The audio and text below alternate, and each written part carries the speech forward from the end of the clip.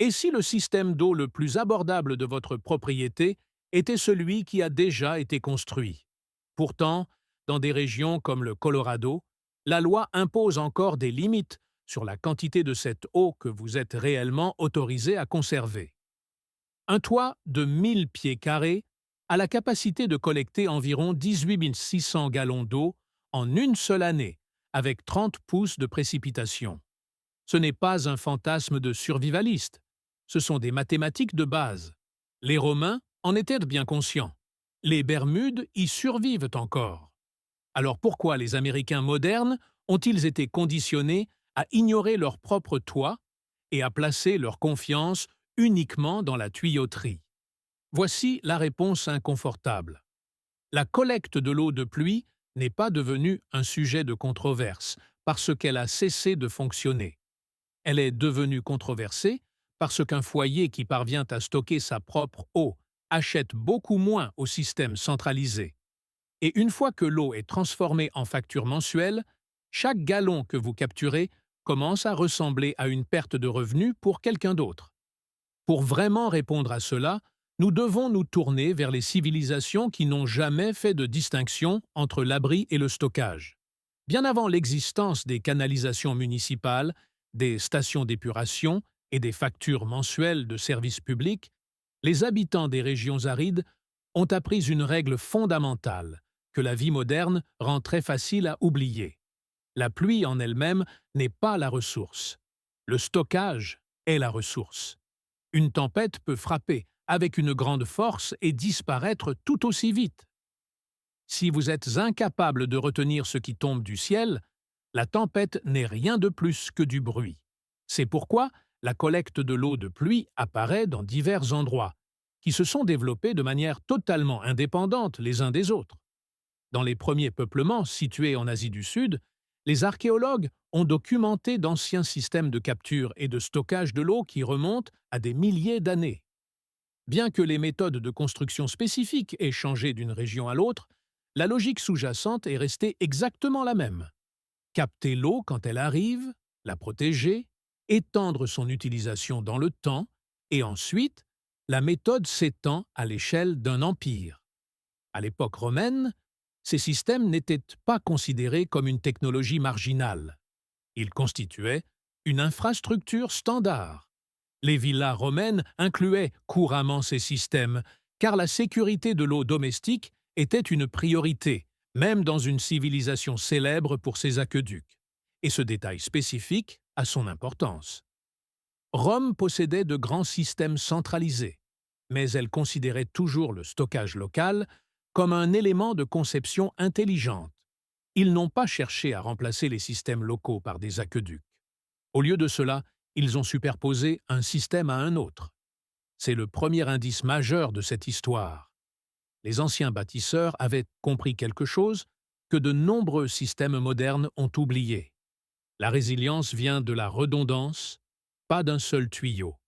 Vous pouvez encore ressentir cet état d'esprit spécifique à Istanbul, à la citerne basilique, qui a été achevée au VIe siècle sous l'empereur Justinien. Vous marchez sous terre devant des rangées de colonnes massives s'élevant d'une eau sombre, et l'ampleur même de l'ouvrage vous oblige à repenser ce que signifie réellement la technologie ancienne. Ce n'était pas un équipement de survie improvisé. C'était une infrastructure hydraulique à long terme construite avec un sérieux impérial. Et la même logique apparaît loin des capitales impériales. Aux Bermudes, où il n'y a ni rivière, ni lac d'eau douce, assez grand pour soutenir un modèle municipal conventionnel, la collecte de l'eau de pluie est devenue une partie intégrante de la maison elle-même. Les toits blancs en calcaire en gradin ont été spécifiquement conçus pour recueillir la pluie et la diriger vers des réservoirs domestiques. Au fil du temps, cette pratique s'est profondément ancrée dans les règles de construction, car la survie même de l'île en dépendait. Le toit n'était pas seulement une protection contre les intempéries, c'était une partie fonctionnelle de la plomberie. Au Rajasthan, en Inde, les puits à degrés et les systèmes communautaires d'eau de pluie ont transformé le stockage en une forme d'architecture civique. Ces structures ont été construites pour faire face à la chaleur, à la sécheresse, aux foules et aux saisons. C'étaient des prouesses d'ingénierie, mais elles enseignaient aussi une habitude sociale vitale. Quand la pluie arrive, on planifie pour des mois, pas pour des minutes. Les noms, les matériaux et les formes ont changé, mais le principe est resté le même. Pendant la majeure partie de l'histoire humaine, un bâtiment qui ne pouvait pas aider à collecter et à gérer l'eau était considéré comme incomplet. Ce qui soulève la question que les spectateurs modernes devraient se poser en ce moment. Si cela a été considéré comme normal pendant des milliers d'années, qu'est-ce qui a changé si radicalement pour que les gens cessent de voir le toit comme faisant partie du système d'eau? Avant d'aborder les aspects légaux, nous devons faire les calculs, car ce sont les mathématiques qui rendent cette histoire impossible à ignorer. Commencez par la partie que la plupart des gens ignorent. Votre toit est déjà une surface de captage. Si la pluie le frappe, la gravité va déplacer cette eau quelque part. La seule vraie question est de savoir si elle va dans un drain et disparaît, ou dans un système que vous contrôlez. Voici la règle de rendement de base utilisée dans la pratique de la collecte de l'eau de pluie. Un pouce de pluie sur 1000 pieds carrés de surface de toit peut produire environ 620 gallons d'eau avant que toute perte ne se produise. Mettez cela à l'échelle d'une année entière et les chiffres deviennent très vite sérieux. Dans un endroit avec 30 pouces de précipitations annuelles, ce même toit a un potentiel de collecte brute d'environ 18 600 gallons. Le terme brut est important car les systèmes du monde réel perdent toujours une certaine quantité d'eau. Une partie est détournée lors de la déviation des premières eaux pour éliminer la poussière, le pollen, les fientes d'oiseaux et les débris du toit. Une partie est perdue en raison d'une inefficacité générale. Une autre partie dépend du matériau du toit, de la conception du filtre et du niveau d'entretien. Mais même après ces pertes, le volume restant peut couvrir une très grande part de la demande domestique non potable dans de nombreuses maisons. C'est là que la collecte de l'eau de pluie cesse de ressembler à un plan de secours et commence à ressembler à une véritable infrastructure. Le système en lui-même n'est pas trop compliqué, mais chaque étape individuelle compte. Premièrement, la surface de captage, qui est généralement le toit. Deuxièmement, l'acheminement, composé de gouttières et de descentes pluviales qui déplacent l'eau vers le stockage. Une mauvaise pente, des gouttières bouchées ou des descentes sous-dimensionnées peuvent anéantir les performances avant même que l'eau n'atteigne le réservoir. Troisièmement, le filtrage et la déviation des premières eaux. C'est là qu'un système sérieux se distingue d'un simple tonneau décoratif. Les grilles empêchent les feuilles et les insectes d'entrer. Les dispositifs de déviation des premières eaux détournent les premiers écoulements les plus sales afin que votre stockage commence plus proprement. Quatrièmement, le stockage lui-même. Et c'est la partie que les anciens bâtisseurs comprenaient bien mieux que la plupart des propriétaires modernes. Le réservoir n'est pas seulement un conteneur. C'est un dispositif de décalage temporel. Il stocke l'abondance quand il pleut et la libère quand il ne pleut pas.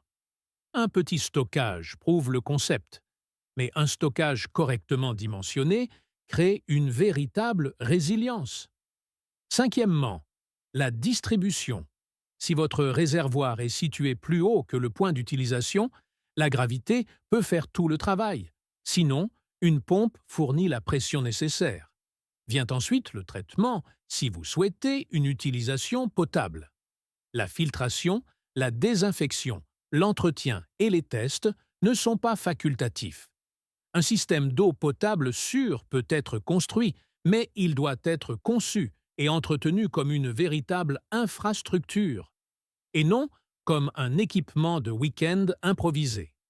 Et lorsque les critiques pointent du doigt les systèmes d'eau de pluie mal gérés, comme preuve que l'idée entière ne fonctionne pas, ils font la mauvaise comparaison. La vraie comparaison n'est pas un tonneau négligé contre une usine municipale idéale. La vraie comparaison est un système compétent contre un autre système compétent. Sur cette comparaison, l'eau de pluie présente des avantages très clairs. Elle est généralement douce, ce qui signifie moins de minéraux dissous et moins d'accumulation de tartre dans les tuyaux, les chauffe-eau et les appareils sanitaires. Elle évite souvent le goût et l'odeur de chlore à la source, car elle n'entre pas dans votre maison après un traitement centralisé.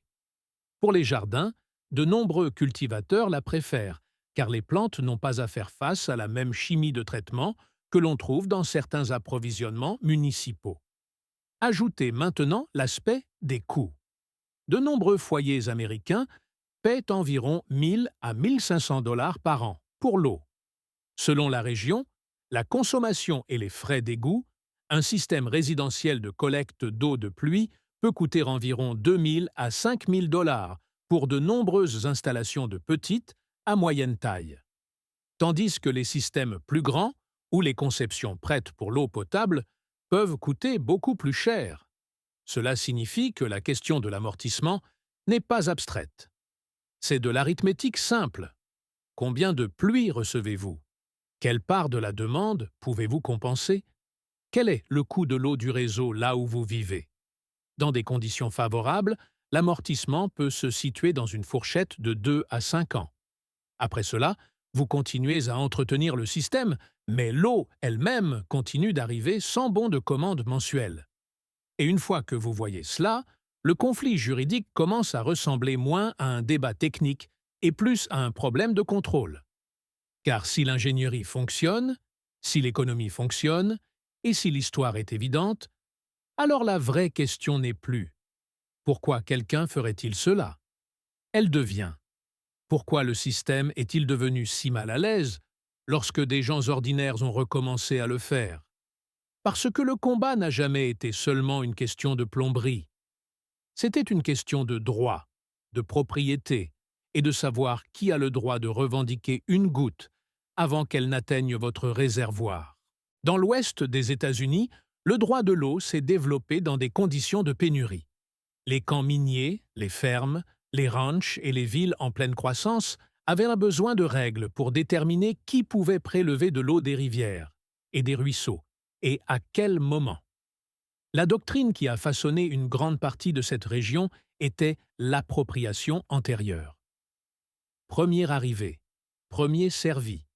Si vous déteniez un droit d'eau reconnu, les utilisateurs ultérieurs ne pouvaient pas simplement intercepter l'eau en amont et prétendre que cela ne vous affectait pas. Dans ce contexte d'origine, la doctrine a résolu de véritables conflits.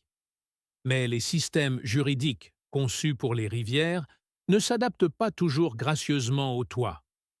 C'est là que la collecte de l'eau de pluie est entrée en collision avec l'État moderne.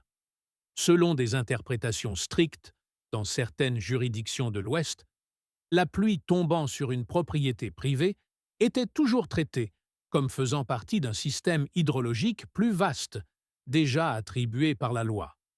L'hypothèse était qu'une partie de cette eau pourrait éventuellement se frayer un chemin vers les ruisseaux, les torrents et les rivières liés aux détenteurs de droits en aval. Et c'est ainsi que l'argument est devenu surréaliste. Une goutte peut atterrir sur vos barres d'eau et sur le papier, elle est déjà réservée. Le Colorado est devenu le cas le plus célèbre, car la restriction était si facile à expliquer et si difficile à accepter pour les gens ordinaires. Pendant des années, la collecte résidentielle de l'eau de pluie a été fortement restreinte, et le Colorado n'a changé de cap qu'en 2016, lorsqu'il a légalisé la collecte limitée par des barils de pluie domestiques en vertu du projet de loi House Bill 16-6005. Même après ce changement, l'État a maintenu une limite étroite pour de nombreuses maisons. 2 barils de pluie d'une capacité de stockage combinée de 110 gallons, généralement pour une utilisation en extérieur sur la même propriété. Ce chiffre est révélateur. Si la préoccupation était simplement de savoir si la collecte devait être effectuée en toute sécurité, la loi se concentrerait sur les normes de conception, le contrôle des moustiques, l'acheminement des trop-pleins et la prévention des refoulements. Le Colorado inclut bien quelques exigences pratiques, comme des conteneurs couverts et des restrictions d'utilisation. Mais le minuscule plafond de stockage révèle la tension plus profonde. L'État ne réglementait pas seulement la façon dont vous collectez, il réglementait le degré d'indépendance que cette collecte pouvait atteindre. L'Utah montre une version plus douce de la même histoire. La collecte de l'eau de pluie y est légale, mais l'État utilise toujours un cadre structuré. La loi de l'Utah autorise la collecte et l'utilisation sur la même parcelle, et les systèmes enregistrés peuvent stocker jusqu'à 2500 gallons. Le processus d'enregistrement existe par l'intermédiaire du bureau de l'ingénieur de l'État, et sans enregistrement, le stockage autorisé est beaucoup plus petit. Ce n'est pas une interdiction totale. C'est un rappel que l'État considère toujours la pluie sur les toits comme quelque chose à surveiller. L'Oregon est souvent entraîné dans ces gros titres, mais la réalité est plus précise que le terme « illégal ». L'Oregon autorise la collecte de l'eau de pluie à partir des surfaces de toit, et les directives de l'État ainsi que les documents de vulgarisation décrivent les voies de conformité au code pour les systèmes, en particulier pour une utilisation non potable.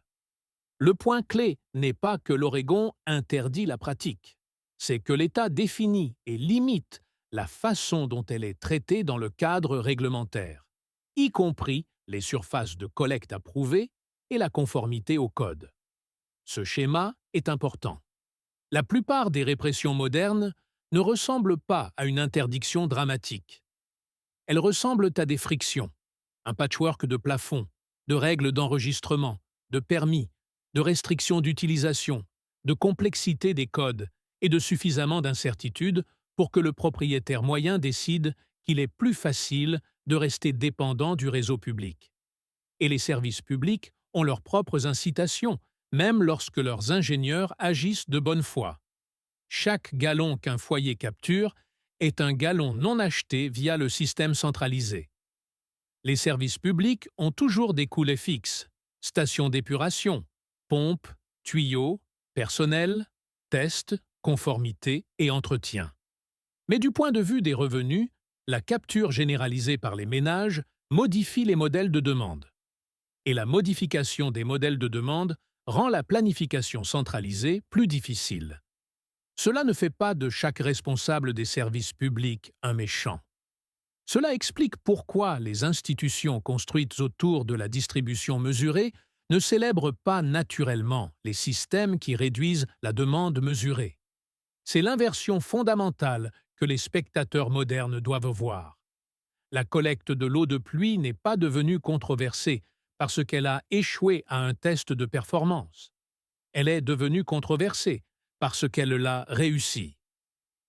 Un système à l'échelle domestique qui réduit les factures, diminue la dépendance et stocke une partie de son propre approvisionnement n'est pas seulement un choix de plomberie.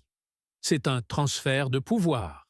Et une fois que vous voyez cela, la question suivante devient inévitable.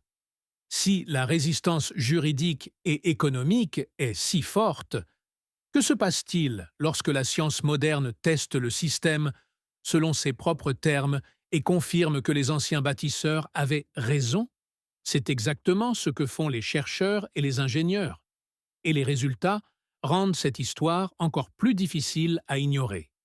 Lorsque la science moderne évalue sérieusement la collecte de l'eau de pluie, elle ne la traite pas comme une tendance de mode de vie. Elle la traite comme une infrastructure. Et une fois testée selon ces termes, les anciens bâtisseurs commencent à ressembler moins à des traditionalistes et plus à des ingénieurs qui y sont parvenus en premier. Une importante étude de Nature Communication, publiée en 2025, a modélisé le potentiel mondial de la collecte de l'eau de pluie pour l'accès à l'eau potable et a estimé que, selon différents scénarios, les systèmes d'eau de pluie pourraient contribuer à fournir de l'eau potable à des centaines de millions, voire à plus de 2 milliards de personnes. Il ne s'agit pas d'affirmer que chaque toit résout tous les problèmes d'eau. C'est une confirmation scientifique que la collecte de l'eau de pluie peut être un élément sérieux de la sécurité hydrique moderne lorsque les systèmes sont correctement conçus et gérés. Et la science ne s'arrête pas à l'approvisionnement domestique. Des chercheurs étudiant la ville de Turin en Italie ont modélisé la collecte de l'eau de pluie à l'échelle du bâtiment et de la ville, et ont trouvé deux avantages simultanés. Une substitution majeure de la demande non potable et des réductions significatives des débits de pointe du système d'égout lors de tempêtes extrêmes dans des scénarios d'utilisation domestique. En clair, les réservoirs peuvent réduire les factures d'eau et réduire la pression des inondations sur les systèmes de drainage urbains. Le même toit peut soutenir la résilience du côté de l'approvisionnement et du côté des eaux pluviales. Cela a plus d'importance qu'il n'y paraît, car les systèmes centralisés traitent généralement ces aspects comme des départements séparés, des budgets séparés et des problèmes séparés. La collecte de l'eau de pluie ne se soucie pas de ces catégories. Elle capte l'eau une fois et crée de la valeur à de multiples reprises. C'est pourquoi le récit ancien mais obsolète ne cesse de s'effondrer sous l'examen. La méthode est ancienne, mais les arguments en matière de performance sont actuels, et le renouveau s'amplifie parce que les gens redécouvrent les deux en même temps. Certains gouvernements sont encore prudents ou restrictifs. D'autres ont commencé à aller dans la direction opposée, traitant la capture sur les toits comme une infrastructure de conservation.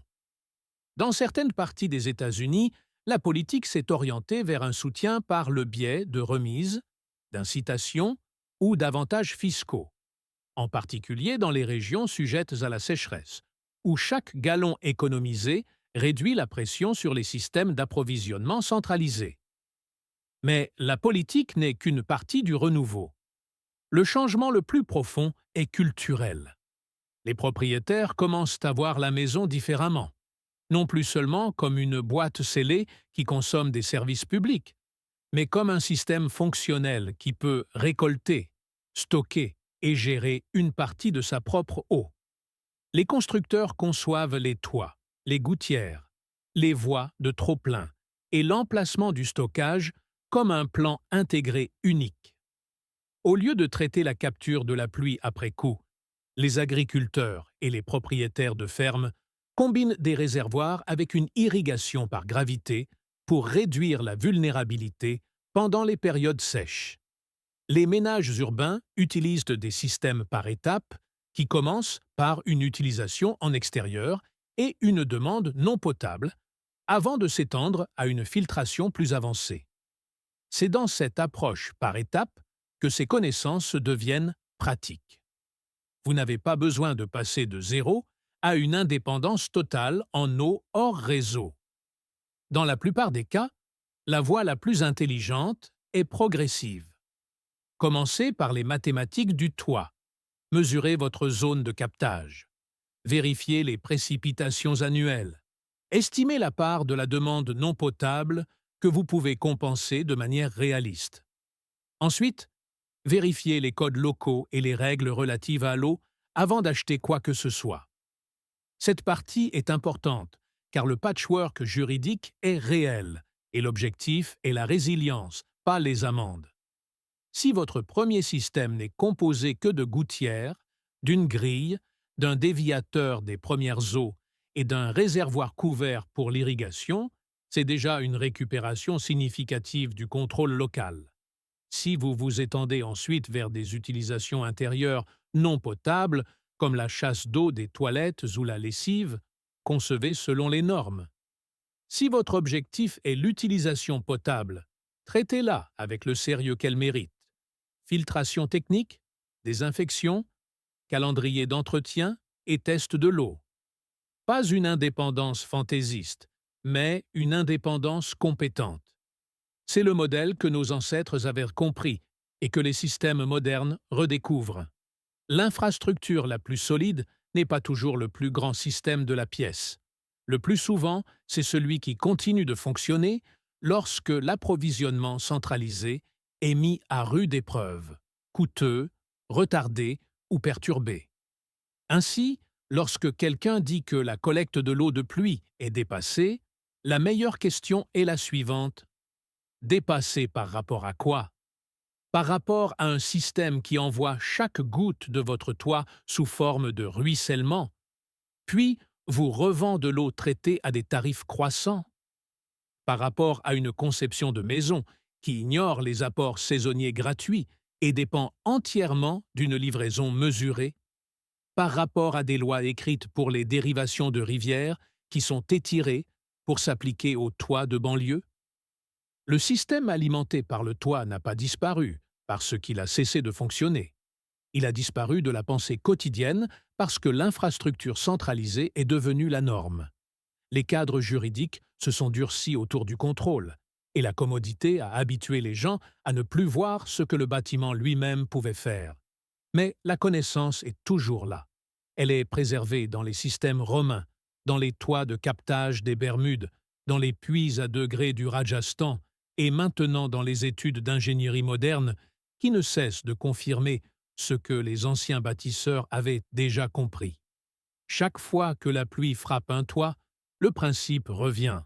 La seule vraie question est de savoir si nous traitons cette eau comme un ruissellement à rejeter ou comme une ressource à stocker.